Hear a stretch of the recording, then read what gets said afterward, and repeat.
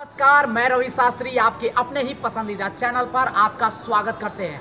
आज बिहार के जाने माने एक एक्ट्रेस जिन्होंने बड़े ही कम समय में कैसे इस मुकाम को हासिल किया है उनके बारे में जानेंगे। कितना कम टाइम में अपनी प्रतिभा से लोगों को प्रहार कर कर अपने दिल में जगह बनाई है। तो आइए मुलाकात करते हैं मिस पलक पोंखरी से। नमस्कार, नमस्कार। कैसी हैं? अच्छी हूँ, आप कैसे हो? बिल्कुल अच्छे हैं। और होली का समय जैसे लग रहा है कि गालों पे गुलाल लगा हुआ है। Yummy yummy. होली का जो मस्ती होता है उसका अलग ही अंदाज होता है। जैसे कृष्ण की होली राधा जी के साथ, और आज होली हमारे साथ आप खेलेंगे। हाँ, हम लोग खेल रहे हैं होली। अच्छा पलक जी, आप सबसे पहले दर्शकों को ये बताएं कि इस इंडस्ट्री में कब आप शुरुआत कैसे की? पहले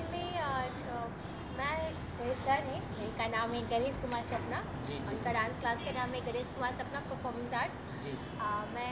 मुझे डांस करने का बचपन से बहुत शौक था, ठीक है। तो मेरी मम्मी उनके डांस क्लास में लेके गई, मैं डांस सीखी। इन्होंने मुझे पहले ग्रुप का मौका दिया। कहते हैं ना, किसी चीज़ को पाने के लिए पहले बड़ा चीज़ नहीं मिलता, छोटा चीज़ को ये चाहिए, उसके बाद ही बड़ा चीज़ मिलता है, ठीक है।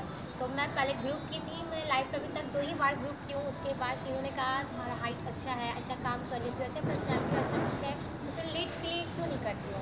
तो फिर इन्होंने मुझे लीड दिया। फिर सब लोग मुझे लाइन अप करते रहे, काम करती रही। फिर अब मैं यहाँ पे क्योंकि अभी तक देखा जा रहा है कि बिहार इंडस्ट्री का जितना भी इस इंडस्ट्री में वर्क है, तो हर प्रोजेक्ट में, चाहे वो भुवन सिंह का हो, राकेश मिश्रा का हो, किसी टेलर का हो, जितने भी तमाम स्टार, सारे स्टारों के साथ आप हैं उनके प्रोजेक्ट में, काम में। और जितना गुडविल बिहेव है आपका लोगों के साथ, सबके साथ फ्रेंडशिप सर्किल है, मतलब ये बहुत ही काबिलियत तारीफ है। क्योंकि इंडस्ट्री में काम करना और काम के साथ साथ उन्हें बना के रखना, ये बहुत बड़ी बात है। वो चीज़ मैं देखा हूँ। आगे क्या अभी तैयारी चल रही है? आगे की तैयारी क्या है? अभी की तैयारी यही है आगे की। मुझे क्या मैं बताऊँ आप सबको, स्टार्टिंग मैं चाहती हूँ कुछ बड़ा करना, ठीक है। मैं जितना काम करती हूँ मुझे लगता है मैंने कुछ नहीं किया है, मुझे और बहुत कुछ करना है। कि जब मैं सोचूँगी ना कि मैंने बहुत कर लिया, तो फिर वो मेरे अंदर ईगो आ जाता है, या फिर मैं काम से इरिटेट हो जाती हूँ।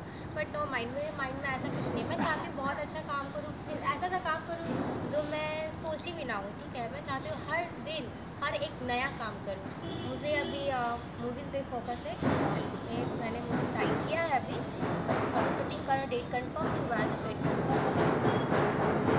मैं कैमरामैन को चाहूँगा कि थोड़ा सा नज़दीक आ जाए, थोड़ा सा नज़दीक आएंगे और हम लोग अपनी बातें करेंगे। ये तो खैर काम की बातें हैं, कंटिन्यू चल।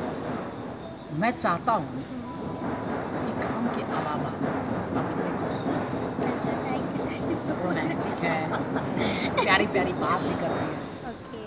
तो कहते हुए बड़ा तकलीफ हो रहा है। लेकिन मन तो सब लोगों का करता ही हुआ कि आपसे कोई प्यार करे। आपकी शादी हो गई है, नहीं हुई है, बहुत लोग पूछते होंगे, आपका क्या जवाब आता है?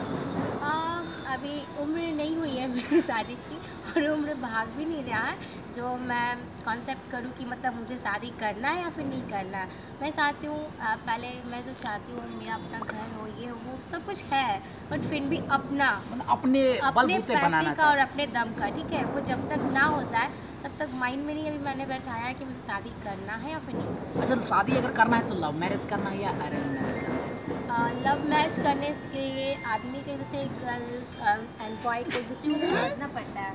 बहुत से लोग एक दूसरे को नहीं समझते हैं। आप बंद करिए। अरेंज मैरिज करने का ये फ़ायदा है ना कि आपके पेरेंट्स भी खुश रहते हो, और जो प्यार धीरे धीरे होता है ना, वो प्यार बहुत दिन तक टिका रहता है। अगर आप एक मतलब दूसरे हम से लोग का नंबर कट गया। ऐसी बात नहीं अब है। आपसे अगर हमको शादी करना है तो पहले मम्मी पापा के पास जाना हाँ, होगा। पहले अरेंज मैरिज मतलब मीटिंग करनी होगी, उसकी सीटिंग करनी होगी, उसके बाद सेटिंग करनी होगी। बहुत मेहनत है। खैर बहुत भोली है, माँ सरस्वती इन पे ऐसे ही सदैव कृपा और थैंक यू। आशीर्वाद बनाए आपने मुँह रखे में घी शक्कर। कि इनकी जहाँ तक इच्छा हो, ऊंचाई हो, ये पहुँचे, उस ऊंचाई को, मुकाम को हासिल करें। और जितना कम समय में इन्होंने इस मुकाम को हासिल किया वैसे ही करते रहें। तो इनसे नए प्रोजेक्ट के साथ हम लोग फिर मुलाकात करेंगे। तब तक इन्हें कहते हैं छोटा सा प्यारा सा बाय बाय, बाय। नमस्ते। फिर नमस्ते मिलेंगे हम फ्रेंड्स। अपने गुड चैनल बाय पर। गाइस। Thank you.